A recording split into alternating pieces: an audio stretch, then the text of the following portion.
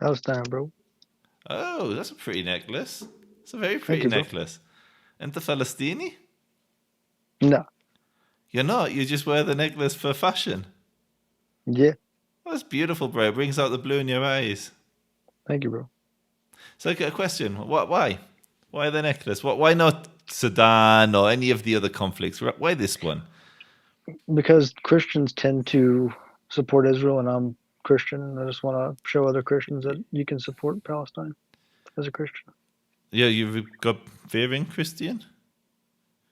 What is it? You're a God-fearing Christian. Yeah, absolutely. That's good. That's good. So, in the Old Testament where it says those that stand with Israel will be blessed, and those that stand against Israel will be cursed. Yeah, How talking about. how do you interpret that verse? I think it's talking about a certain sect. I I said, don't think it's talking about a country. and is that scripturally based, or is, I mean, I or is that think it just your can be opinion? understood as Jacob and like the lineage of Jacob. I agree. I agree. Who's the lineage of Jacob today? Uh, I would say a lot of Jews. Yeah, yeah. Then obviously some have converted in, some have converted out, but yeah, I'd Yeah, agree. So, and where do most of those that follow and believe in God, where do they live? I think a lot of them live in New York. Well, yes, true, but even more live in Israel. Yeah, I think a lot of non. Um, what would the word for that be? Non. A lot of irreligious Jews and people of Jewish Yeah, descent live in secular. America. Yeah, Yeah. And a lot of religious Jews live in Israel. In fact, most of the religious Jews in the world live in Israel.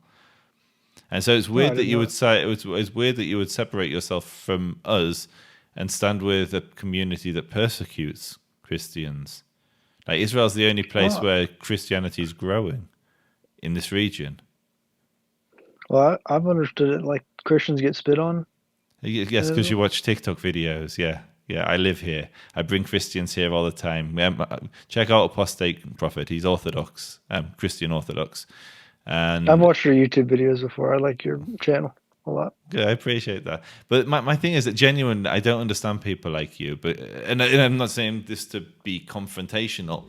There are conflicts raging around the world with far bloodier death tolls, with horrendous things that happen, and most people Yeah, can't even name those conflicts. And usually, they're Muslim conflicts. Usually, Muslims unfortunately killing other Muslims, yeah, and nobody cares. It seems this is the only project, and I think it's for the reasons you said.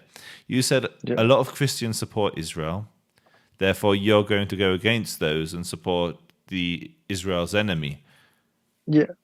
I feel like a lot of And Christians are so like afraid to not stand with. you're admitting that your interest in this religion, in this conflict, is because it involves Jews. That's why you're interested in this conflict. Well, I mean, I have Jewish heritage too, but Yeah, but that's your interest. Your interest is this is the Jewish country, and therefore you walk around with an enemy of the Jews. I mean, for instance, you're wearing that necklace. You said you're of Jewish descent. Um, do you know they have a law, Palestinian law, that bans Jews from citizenship?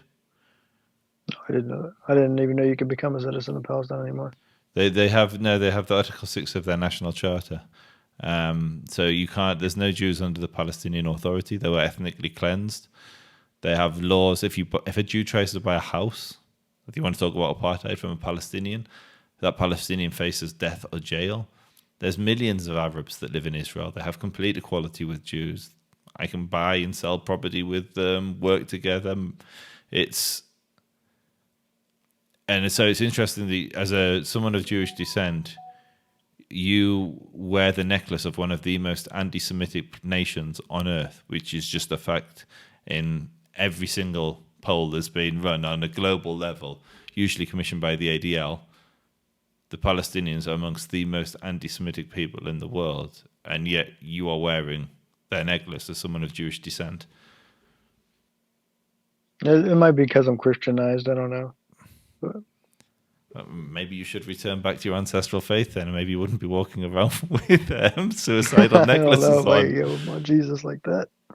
Um, So is it on? Sorry to do the Jewish thing. Is it on your mother's side the descent, or on your Both father's of side? them. Like how recently? Couple generations. And was it maternal grandmothers on both sides Jewish? Yeah, So both your parents are Jews. yeah, and they're Christian. No, look. You do you. You've got a very confused identity. You've abandoned your faith, which is one thing, ancestral faith. It's probably not your fault. You're probably born into it, so no judgment there. But like, how do I one up my parents? They left the faith. What can I do? I know. I'll join the Palestinians. It's like, bro, you guys have No. some serious. I've heard of daddy issues. I've never heard of granny issues. But you guys have granny issues. That's good.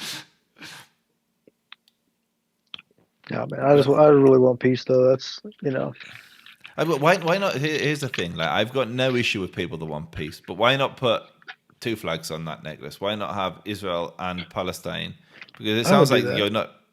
It sounds more like you're for coexistence. You're for Arabs living here, Jews living here, war stopping. I'm not going to dug you in to say you need to put the whole Israeli flag on there. Little by little. We'll start with two flags and then we'll work to one flag. No, genuinely, I think it's the American jury, and I include you in that, is completely lost. Genuinely, completely lost. They are so disconnected from their faith, disconnected from their history.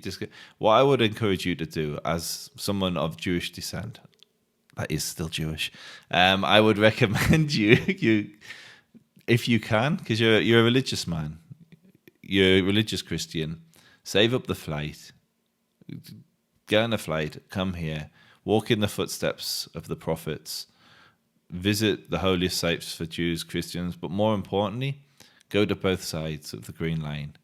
Go to Ramallah, go to Jenin, go to Nablus, go to Tel Aviv, go to Jerusalem, speak to people on all sides, experience it, because like your whole thing with, I hear Christians get spat on. The minute you come here, you'll realize how absurd that is. We have millions of Christians when it's not wartime visiting here every year. I mean, Hundreds of looking thousands at of me, you them probably marching wouldn't through tell the if I was a streets. Christian or not, because most people that get spit on are like the popes or like bishops or. No. So okay, usually those videos, there's one of two things. Like Israel's a big net, like it's not a big nation, it's a tiny nation, but it's a nation of 7 million Jews, over 7 million Jews. There's one or two bad apples, so you will get extremists who've spat at Christians, and they get filmed, and those videos go viral. What you also don't see is often the Christians that are getting spat on are political, anti-Israel, pro-Palestinian, either Arabs or activists that have come from overseas. And so some of the videos miss context and some of the videos are legitimate. That, like, I'm not going to pretend every single Israeli is a darling. We have our bad apples. They have their bad apples. But the reality is there's hundreds of churches in Israel. The Christian community is thriving and growing. If you do come here, I can introduce you to bishops and clergy, very prominent clergy here, who will give you a real picture of what it's like. I think whenever you see those videos, pay attention to the context of where it's taking place and who's involved in it. I've noticed it's mostly like small children that spit. What I would recommend you do, actually, I'm going to give you a YouTube channel. It's nothing to do with me. Check these guys out. I visited their farm. They're some Christian cowboys from America. They live in a settlement. They're like very committed, but they debunk a lot of the lies that are said by political activists about what it's like to be a Christian here. And so, for instance, there's a Palestinian village called Tabor, and they claimed that we'd burned down an ancient church. So they went there, they showed there was a fire that was like a couple of fields away. Like, it was just, the whole story was nice. But if you listen to the Christian preacher from the village, who is a very political activist, you get a very different story. So then you have those Christians interviewing him and you see the reality. And so I'm not saying my country is guilt-free. There are people in my country that have done bad things. But as a general rule, the Christian community, this is the only place where they have freedom in the Middle East. It's the only place, And like, there was a story in Lebanon. The story in Lebanon the other day, where a IDF soldier was filmed smashing a crucifix with Jesus, like chopping the head off it, like ISIS style, like just full on extremism. And what was the response of Israel? International apologies. The guy is being investigated and will definitely face serious consequences. But what did the IDF do? Obviously, they disciplined the soldier, but they then also installed a new crucifix in the place of the one that was smashed. So that's an example of the institution versus the individual. Individuals can do bad. The state protects its Christians. It's the only place where Christianity grows. Like the Bethlehem, which is the Palestinian city, which was 90-something% Christian, is now down to 7%. Why? Why has it fallen from 90 plus to 7? Because Christians are terrified to live there. They have a terrible life. They own a lot of property there. Most of the Bethlehem Christians now live in America, Argentina, etc. And so, I think it's a mistake to wear that necklace. I don't think it's a mistake to support peace. I think that's a good thing. I think it's a mistake to believe Jesus is the Messiah. But look, you do you. Maybe if you come here, we can learn some Torah together. If you ever do make it to Israel, if you do message me on Instagram, as long as you can promise that I won't end up like Jesus. But my key thing, I don't want to diss your faith. I want you to return to your ancestral faith, but I don't want to diss your new faith. So I'm going to be very careful with what I say. But no, it is a shame to see someone like you, and I don't blame you. I blame the environment that you grew up in. Like, we faced the biggest massacre of Jews since the Holocaust. Anti-Semitism has never been so high.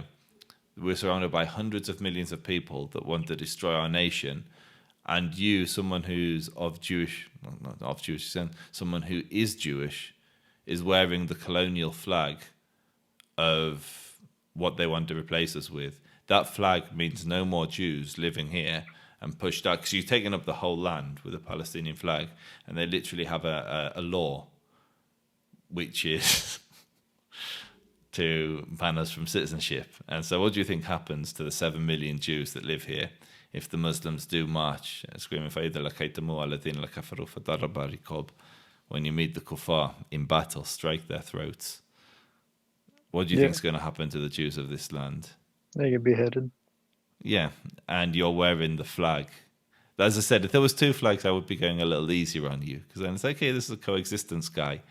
But that's not a coexistence flag, that's an erasure of Israel and its Jewish population. I hope you know that's not what I mean by that. Oh, but that's what it does mean. So it doesn't matter what you mean by it. That's what it means. It's like me putting on a Nazi flag and saying, look, guys, you might think the red with the white circle and the black swastika means Nazi Germany, kill the Jews. For me, I love the color red. I love white circles. And it's like, that's the inverse Japan flag. And I love the Japanese, but it's just switched the other way. Oh, and I love Hindus, which is why I put a swastika in the middle. Doesn't mean kill the Jews. That's kind of the same energy. That's Isn't what the it flag true though? means. Like the rise in anti-Semitism helps fuel the need for Israel. No, it's the other way around. This is what I hate it when people say this. Israel is a reaction to anti-Semitism. So historically, when nations turned on their Jewish communities, they had nowhere to flee, and they were often massacred. The Holocaust, pogroms, the Farhud in Iraq, the Almohads in North Africa. When the Jews finally had a state, those communities had somewhere to flee, so we were able to save the Ethiopian Jews, Soviet Jews. Israel saves Jews from anti-Semitism. For the first time in our history, when tyrants raise up to, not in our history, but in 2,000 years, when tyrants raise up to massacre us, there is an army that will move mountains to keep us alive. So Israel protects Jews from anti-Semitism. It means that we're not dependent. Like, take America. At the moment, Trump loves Israel. I don't know if he does, but it certainly supports Israel. There could be a socialist government comes in next that hates Israel and turns on its Jewish community. And if those Jews become unsafe in America or unsafe in the UK, which is where I came from, they now have a place to escape to. Israel has only fought defensive wars. It's not an aggressor. As Did you hear like a few weeks ago about the Iranian synagogue that was bombed by Israel? yeah, of course. Obviously, it wasn't intentional. Obviously, like why would Israel bomb an Iranian synagogue? The war is horrible. War is there's collateral damage in every war, and collateral damage is a Yeah, horrible term. But civilians die everywhere. Wrong people are killed. Bad people get away. That's war. Israel's gone to incredible lengths to only hit military targets in Iran. And for self-serving interests, because they obviously want the people of Iran to remain on side and rise up and overthrow the mullahs. I can't think yeah, of another conflict in history where you have the people of that nation, like over 50%, begging Israel to keep attacking Iran. The world saying ceasefire, ceasefire, ceasefire, and the people of Iran are like, no, keep going, remove the regime. That's yeah, and so yeah.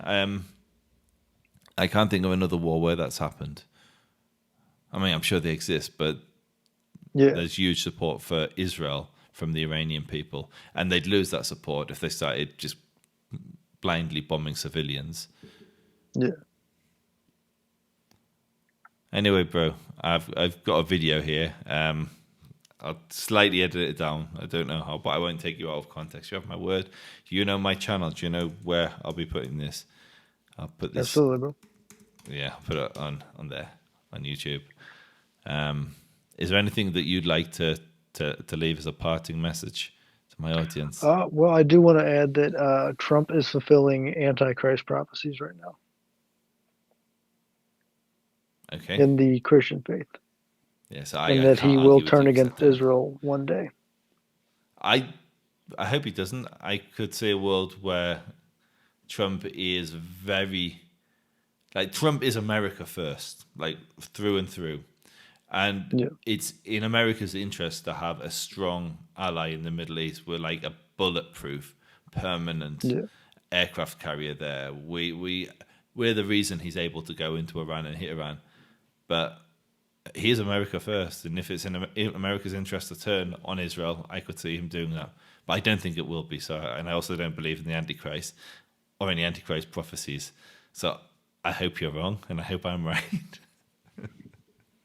all right, man.